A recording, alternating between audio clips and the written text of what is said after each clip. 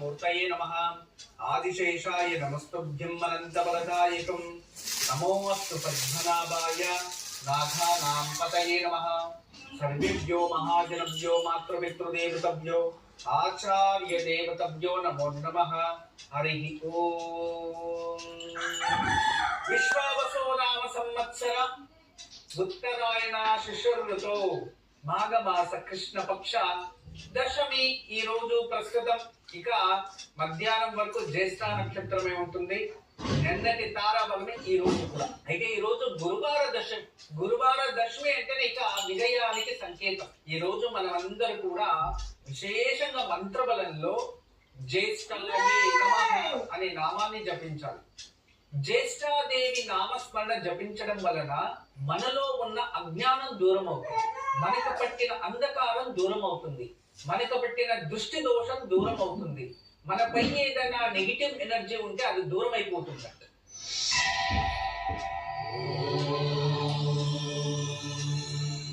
ఓం జ్యేష్ఠాదేవ్యై నమః. ఓం జ్యేష్ఠాదేవ్యై నమః. ఓం జ్యేష్ఠాదేవ్యై నమః.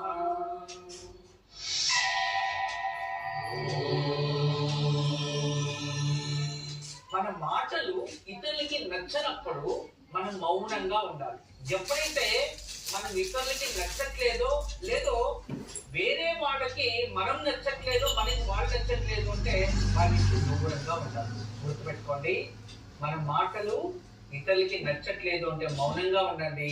అసలు మనమే నచ్చట్లేదు అంటే వాళ్ళ నుంచి దూరంగా ఉండండి. నిజంగా అది మంచిది, మీ గౌరవానికి మంచిది. ఎందుకంటే మన జీవితంలో చాలా సార్లు అలసిపోయి ఉంటాం. చూడండి, మీ పిల్లలకి ఏదైనా మంచిది చెప్పండి, వాళ్ళకి నచ్చదు. మీ మాటలు వాళ్ళకి నచ్చినప్పుడు మాట్లాడితే ఇంక వాళ్ళ కోపం వస్తుంది, గొడవలు వస్తాయి. అందుకు మౌనంగా ఉండుకోవాలి. మనసులో ఎంత బాగున్నా అంతే, బాధను మింగుకొని మౌనంగా ఉండుకోవాలి.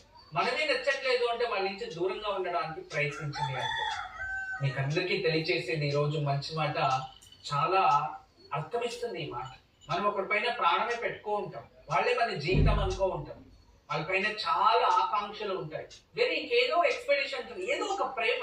అప్పుడు మన ప్రేమతో మాట్లాడినా లేదా వాళ్ళకి ఏదైనా బుద్ధి చెప్పినా చెప్పినా వాళ్ళు మనకన్నా తెలివి అని అనుకుంటారు. అప్పుడు మన మాటలు వాళ్ళకి నచ్చదు, ఎందుకంటే సత్యం మాట్లాడతాం కదా మనము, అందుకు వాళ్ళకి నచ్చదు.